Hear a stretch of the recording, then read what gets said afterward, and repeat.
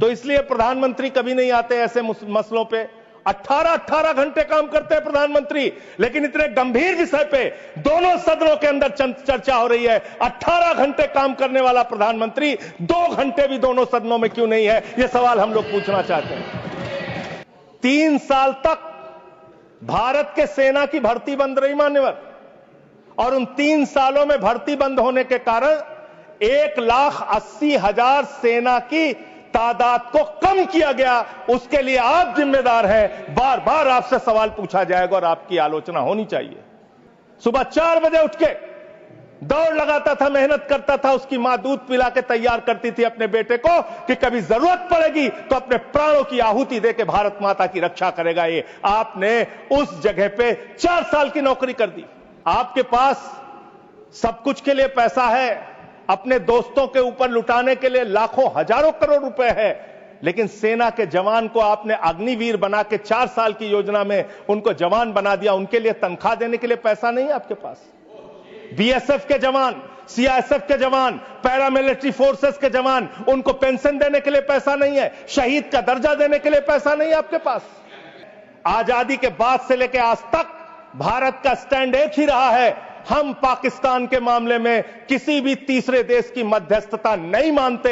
अगर उस बात के साथ किसी ने धोखा किया है, किसी ने विश्वासघात किया है, तो उसका नाम है भारत के प्रधानमंत्री नरेंद्र मोदी। मैं इस सदन के अंदर कहना चाहता हूं, आपने उस भावना के साथ विश्वासघात किया है। प्रधानमंत्री जी अवतार हैं, वो अदृश्य रह के भी कहीं मौजूद हो सकते हैं, उनको आना नहीं होता शारीरिक रूप से, वो प्रकट हो जाते हैं, प्रकट हो जाते हैं। Aim right, achieve big. At KR Mangalam University, we provide you the platform to turn your dreams into reality. At KR Mangalam University. Non biological है सर वो, तो इसलिए प्रधानमंत्री कभी नहीं आते ऐसे मसलों पे।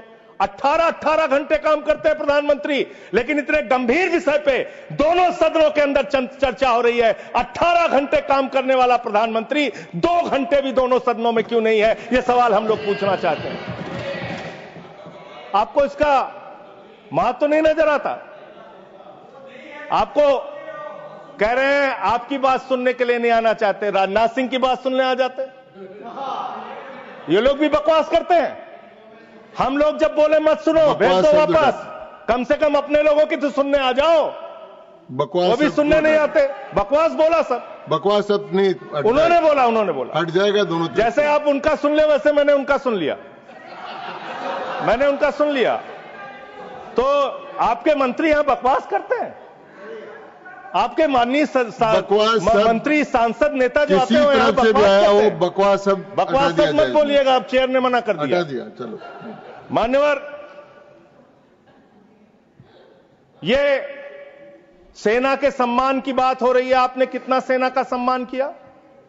3 साल तक भारत के सेना की भर्ती बंद रही मान्यवर, और उन 3 सालों में भर्ती बंद होने के कारण 1,80,000 सेना की तादाद को कम किया गया। उसके लिए आप जिम्मेदार हैं। बार बार आपसे सवाल पूछा जाएगा और आपकी आलोचना होनी चाहिए। आपने भारत की सेना में भर्ती होना, वो चाहे उत्तर प्रदेश का नौजवान हो, चाहे बिहार का, चाहे हरियाणा का, चाहे राजस्थान का, चाहे हिंदुस्तान के किसी कोने का हो, उसके लिए गौरव और सम्मान की बात होती थी। सुबह 4 बजे उठ के दौड़ लगाता था, मेहनत करता था, उसकी मां दूध पिला के तैयार करती थी अपने बेटे को कि कभी जरूरत पड़ेगी तो अपने प्राणों की आहुति देके भारत माता की रक्षा करेगा। ये आपने उस जगह पे 4 साल की नौकरी कर दी। आप सेना के सम्मान की बात करते हैं। आपके पास सब कुछ के लिए पैसा है, अपने दोस्तों के ऊपर लुटाने के लिए लाखों हजारों करोड़ रुपए है, लेकिन सेना के जवान को आपने अग्निवीर बना के 4 साल की योजना में उनको जवान बना दिया। उनके लिए तनख्वाह देने के लिए पैसा नहीं है आपके पास। बीएसएफ के जवान, सीआईएसएफ के जवान, पैरामिलिट्री फोर्सेस के जवान, उनको पेंशन देने के लिए पैसा नहीं है, शहीद का दर्जा देने के लिए पैसा नहीं है आपके पास। आपके पास सीआरपीएफ के जवान, उनको पैरामिलिट्री फोर्सेस को आपको पेंशन देने और शहीद का दर्जा देने का पैसा नहीं है। आप सेना के सम्मान की बात करते हैं। आप सेना के सम्मान की बात करते हैं। मान्यवर, सबसे बड़ा दुख इस बात का हुआ, कल से कहा जा रहा है नहीं, हमने अपने आप सीज फायर डिक्लेयर किया, हमने अपने आप सीज फायर डिक्लेयर किया। इसमें किसी तीसरे देश का हस्तक्षेप नहीं है। आजादी के बाद से लेकर आज तक भारत का स्टैंड एक ही रहा है, हम पाकिस्तान के मामले में किसी भी तीसरे देश की मध्यस्थता नहीं मानते। अगर उस बात के साथ किसी ने धोखा किया है, किसी ने विश्वासघात किया है, तो उसका नाम है भारत के प्रधानमंत्री नरेंद्र मोदी। मैं इस सदन के अंदर कहना चाहता हूं, आपने उस भावना के साथ विश्वासघात किया है। मानवर, अमेरिका की मध्यस्थता आपने स्वीकार की। पाकिस्तान एंटी टेररिस्ट कमेटी का वाइस प्रेसिडेंट बन रहा है। वो पाकिस्तान जिसने 10 साल तक ओसामा बिन लादेन को अपने घर में छिपा के रखा, वो पाकिस्तान जहां मसूद अजहर है, वो पाकिस्तान जहां हाफिज सईद है, वो पाकिस्तान जिसने ताज पे हमला किया मुंबई में, वो पाकिस्तान जिसने संसद पे हमला किया, वो पाकिस्तान जिसने अक्षरधाम किया, वो पाकिस्तान जिसने उड़ी किया, वो पाकिस्तान जिसने पुलवामा किया, वो पाकिस्तान जिसने लाल किले पे हमला किया, वो पाकिस्तान जो हिंदुस्तान में आतंकवाद फैलाता है, पहलगाम की घटना को अंजाम देता है। आप कह रहे हैं वो पाकिस्तान आपसे गिड़गिड़ाया, आप मान गए। अरे मान्यवर, वो हमारी बहनें भी तो गिड़गिड़ा रही थी, वो आतंकवादी तो नहीं माने, आप कैसे मान गए? वो बहनें भी तो गिड़गिड़ा रही थी मान्यवर, वो भी तो कह रही थी आतंकवादियों के सामने कि मत मारो मेरे पति को, मत मारो, लेकिन मारा उन्होंने। आप कह रहे पाकिस्तान का डीजीएमओ बात कर गया, पाकिस्तान के डीजीएमओ ने कह दिया कि अब हम आगे कोई घटना नहीं करेंगे। आप मान गए उनकी बात? जिन्होंने संसद पे हमला किया, जिन्होंने लाल किले पे हमला किया, जिन्होंने मुंबई के ताज पे हमला किया, जिन्होंने अक्षरधाम पे हमला किया, जिन्होंने पहलगाम किया, जिन्होंने उड़ी किया, आप उनकी बात मान गए? पुलवामा किया, और पुलवामा मान्यवर, आप सेना के सम्मान की बात करते हैं। बंद कमरे में लंच कराया, लंच कराने के बाद निहारी खिलाया, हो सकता है नहारी खिलाया हो, और लंच कराने के बाद जब दोनों लोग निकले तो उस लंच में पता चला कि वो आसिम मलिक भी था, आईएसआई का प्रमुख जो था सर, वो भी था बातचीत में। जो इंडिया के अंदर जो आईएसआई आतंकवाद की घटनाएं देता है, जब को अंजाम देता है, वो भी था। तो जब उससे पूछा गया ट्रंप से what he wanted to achieve from meeting Mr. Munir, the US president said, well, I stopped the war, I love Pakistan. I love Pakistan. ये ट्रंप बोल रहा है। मोदी का दोस्त, सर बार बार आप ही आ जा रहे हैं, मना कर दीजिए, ऐसे क्यों कर रहे हैं? बार बार आप ही आ रहे हैं। आई लव पाकिस्तान, ऐसे स्ट्रेटेजिक खेल मत खेलिए सर। आई लव पाकिस्तान कह रहा है ट्रंप, वहां पाकिस्तान और अमेरिका का इलू इलू चल रहा है, और आप कह रहे हैं अब की बार ट्रंप सरकार।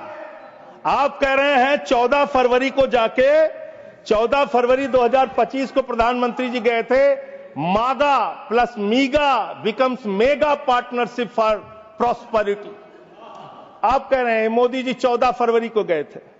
14 फरवरी 2025 को जब आप गए थे, तो 7 फरवरी को वही अमेरिका हमारे भारतीयों को बेड़ी में बांध के अमृतसर में उतारा था सर, और आपने आपत्ति नहीं की। आप कह रहे हैं मेगा मीगा मागा, वहां कर रहे हैं मेगा मीगा मागा, मेगा मीगा मागा, और वो अमेरिका आपके साथ ऐसे विश्वासघात कर रहा है। अभी उसके बाद ये तो आई लव पाकिस्तान बोला, फिर उसके बाद डिप्टी पीएम पाकिस्तान का उप प्रधानमंत्री गया 25 जुलाई को, उसने यूएस सेक्रेटरी से मुलाकात की, रूबियो से, मार्को रूबियो से, और उसके बाद ये लास्ट की लाइन खाली पढ़ रहा हूं, I also thanked him for Pakistan partnership in countering terrorism and preserving regional stability.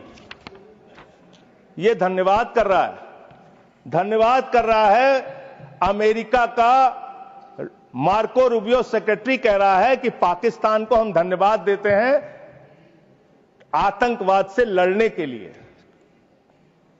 तो मुझे एक लाइन याद आ रही है, खुलूस मतलब होता है मोहब्बत।